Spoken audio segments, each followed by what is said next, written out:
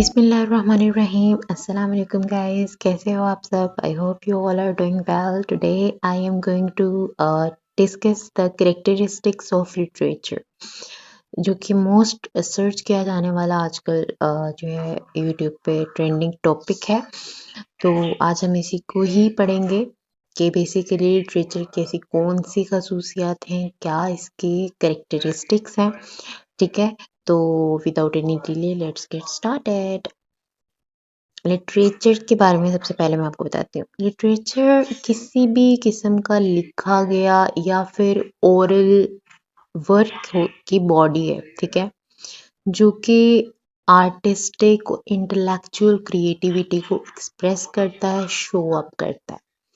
यानी कि किसी किस्म के स्किल्स एबिलिटी को दिखाता है, जो कि हमारी ज़हनी भी हो सकती हैं, हमारे आर्टिस्टिक डिज़ाइंस भी हैं जो कि प्रोड्यूस किए जा सकते हैं, उस चीज़ को एक्सप्रेस करता है.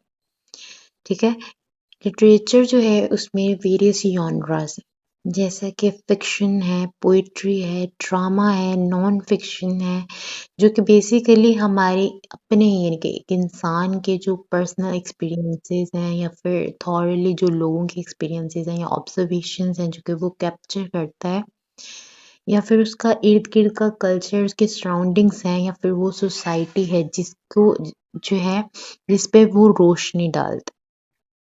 ठीक है, so this is called the literature, जो कि रिफ्लेक्शन है सोसाइटी का. जो लिटरेचर है ना गाइस, ये वेरियस थीम्स को एक्सप्लोर करता है, डिफरेंट करेक्टर्स शो अप करता है, और इसकी मुख्तलिफ किस्म की नैरेटिव्स होती हैं जो कि basically human emotions and ideas की डाइवर्सिटी को रिफ्लेक्ट करते हैं, मिरर करते हैं. सो गाइज हम लोग अब आते हैं, मूव करते हैं करेक्टरिस्टिक्स पे. सो वे पहली जो है वो है आर्टिस्टिक एक्सप्रेशन, यानी कि लिटरेचर जो है वो आइडियाज़ को, इमोशंस को, स्टोरीज को कन्वे करता है, हमारे पास पहुंचाता है अपनी क्रिएटिव लैंग्वेज के जरिए.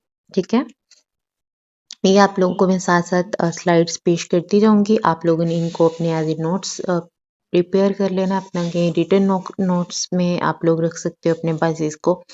ठीक है, तो आप लोगों का इंशाल्लाह गुड टू गो फिर होगा. ओके, सो उसके साथ साथ मेरे चैनल को सब्सक्राइब करना मत भूलना. आप लोगों को जो टॉपिक चाहिए वो मैं आपको ज़रूर बताऊंगी. वैसे मुझे यूट्यूब का गाइड कर देता है कि कौन कौन से ट्रेंड्स हैं, कि आपको जो है वो मतलब आपको जो चीज़ें सर्च करनी है वो आप लोग कमेंट्स में मुझे बता सकते हो, मैं आपको ज़रूर श्योरली हेल्प करूँगी. ठीक है, सो एनीवे नेक्स्ट कैरेक्टरिस्टिक पे आते हैं, and that is diverse forms. यानी कि इसके अंदर बहुत ज़्यादा मतलब बहुत ज़्यादा किस्म की वैरायटी है. ठीक है, जैसे कि इसमें नॉवेल्स होते हैं, पोइट्री होती है, ड्रामा होते हैं, एसेज होते हैं, और बहुत कुछ होता है. ठीक है, प्रोज होती है, many more things like that. ठीक है, उसके बाद इसकी थर्ड कैरेक्टरिस्टिक है, that is imagination and creativity. अब देखो, जो फोस्टर्स की इनोवेटिव नैरेटिव हैं या फिर लिटरेरी टेक्निक्स हैं, जैसे तो उसमें कितना ज़्यादा जो है वो हमें वास्ट अमाउंट ऑफ नॉलेज मिलता है. ठीक है, जिनका यूज़ करते हुए ये लोग अपनी जो है किसी भी रिटर्न वर्क को प्रोड्यूस कर पाते हैं, अपनी इमेजिनेशन को शो कर सकते हैं, कन्वे कर सकते हैं अपने मैसेज को अपनी राइटिंग के ज़रिए. ठीक है, अच्छा अब हम आते हैं नेक्स्ट पे, दैट इज़ सब्जेक्टिविटी. सब्जेक्टिविटी का मतलब है कि इंटरप्रिटेशंस, ठीक है, जो कि वेरी करती हैं रीडर्स और क्रिटिक्स के दरमियान. ठीक है, क्योंकि readers might be simple observation की बेसिस पे या अपने एक्सपीरियंसेस की बेसिस पे किसी आर्टिकल को या किसी वर्क को इंटरप्रेट करें. ठीक है, while on the other hand critics अपने पॉइंट ऑफ व्यू को दे सकते हैं, रीडर्स अपने पॉइंट ऑफ व्यू के अकॉर्डिंगली किसी भी वर्क को जो है वो अंडरस्टैंड करते हैं. ठीक है, तो इनके वेरी करता है, उनकी अपनी इंटरप्रिटेशंस वेरी करती हैं उनके अपने बाइजेस पे, अपने पॉइंट ऑफ व्यूज पे. अच्छा, उसके नेक्स्ट इसके बाद नेक्स्ट कैरेक्टरिस्टिक है, दैट इज हिस्टोरिकल कॉन्टेक्स्ट. ठीक है, अब कोई भी वर्क है, ठीक है, वो अब जो उस वक्त का ऑथर रहेगा या फिर उस वक्त का पोइट होगा, वो अपने कल्चर, अपने एरा, अपनी एज के अकॉर्डिंगली ही चलेगा। वो अपने जो उसकी सराउंडिंग्स ने, उसकी इन्वायरमेंट ने या उसकी एज ने जो उसे दिखाया है, ठीक है, वो उसी को ही अपनी राइटिंग में दिखाएगा। ठीक है, चाहे वो आज से कई सदियां पहले का राइटर हो, वो उसी सदी को ही शो अप करेगा, चाहे हम उसे अगली कई सदियों के बाद जाके पढ़ें। ठीक है। सो अब अच्छा बात आती है, that is characters and setting. ठीक है, इसमें हम लोग देखते हैं कि ये फिक्शनल या सिंबॉलिक वर्ड को दिखाया जाता है। मतलब कुछ ऐसी सेटिंग कर दी जाती है प्लॉट की कि मतलब समटाइम टाइम का भी दिखाया जाता है, प्लेस को भी दिखाया जाता है। ठीक है, और कुछ ऐसी फिक्शनल वर्ल्ड्स क्रिएट कर दिए जाते हैं, हमारे माइंड को भी उसमें मतलब इन्वॉल्व कर दिया जाता है कि फैंटेसी वर्ल्ड्स को दिखाया जाता है।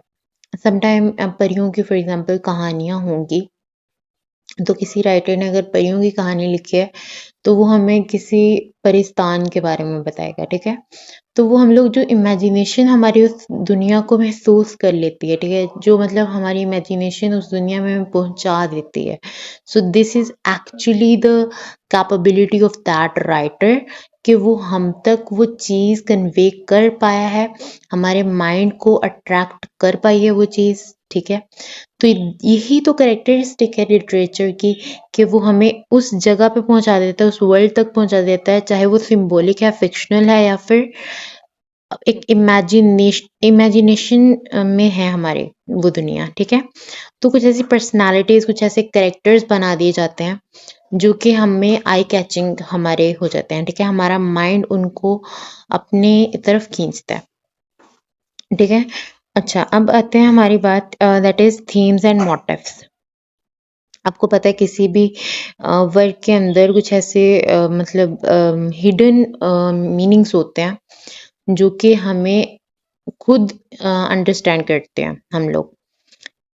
यानी कि कुछ ऐसे थीम्स बता दिए जाते हैं, कुछ मरकजी ख्यालात होते हैं, ठीक है, जो कि उन्हीं लंबे लंबे नॉवेल्स के अंदर छुपे होते हैं। अब मैंने कई कई ज़्यादा मतलब अपने चैनल पे नॉवेल्स को, उनकी थीम्स को मतलब अपलोड किया हुआ है। ठीक है, आप लोगों को पता होगा कि हर एक नॉवेल, हर एक वर्क का एक थीम होता है।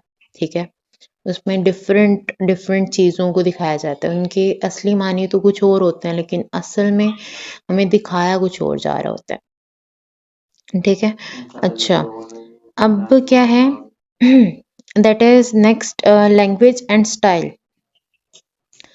अच्छा, इसमें हम लोग देखते हैं कि मुख्तलिफ किस्म की वोकैबलरी को क्राफ्ट किया जाता है, जिसमें लिटरेरी डिवाइसेस दिखाई जाती हैं, फिगर ऑफ स्पीच दिखाए जाते हैं, मेटाफर्स का यूज़ किया जाता है, सिमिली का यूज़ किया जाता है, अपोस्ट्रॉफी होती है, पन्स होते हैं, मुख्तलिफ चीज़ें होती हैं। ठीक है, तो उन चीज़ों का यूज़ करते हुए किसी भी वर्क को अट्रैक्टिव बनाया जाता है। ठीक है, और इस कदर वो स्टाइलिश चीज़ें होती हैं कि इंसान का खुद ब खुद पढ़ने को दिल करता है। ठीक है, तो नेक्स्ट हम आते हैं, that is impact on society. इसका मैं बताऊंगी कि जो हमारे पास मतलब लाइक कोई भी वर्क है, वही चीज़ हमारे कल्चर को, ठीक है, सोशल को और पॉलिटिकल, तीनों किस्म के पर्सपेक्टिव्स को शेप आउट करती है, हमारे नज़रिए को बदल डालती है। हम लोग जो जब तक हमने किसी चीज़ को पढ़ा नहीं है, ठीक है, हमारे पास नॉलेज नहीं है, how can we even say about that, ठीक है, until we don't understand that topic. तो वो चीज़ जब हमारे पास नॉलेज आ जाता है, तो हम लोग उस चीज़ को मज़ीद अंडरस्टैंड करने लग जाते हैं, और उसी अंडरस्टैंडिंग की बेसिस पे हम लोग अपना पॉफ दे सकते हैं, हम लोग अपना पॉइंट ऑफ व्यू पेश कर सकते हैं कि भाई हाँ, this is our perspective and we are, मतलब इस चीज़ पे हम लोग कायल हैं, और हम लोग कर भी सकते हैं अगले बंदे को कायल, क्योंकि हमारे पास इनफ नॉलेज होगा, तभी हम लोग अपने पर्सपेक्टिव को दूसरों के सामने रख पाएंगे, एंड यही चीज़ हमें शेप आउट करती है। यानी कि हम पर इम्पैक्ट होता है इसका काफी डीप, ठीक है।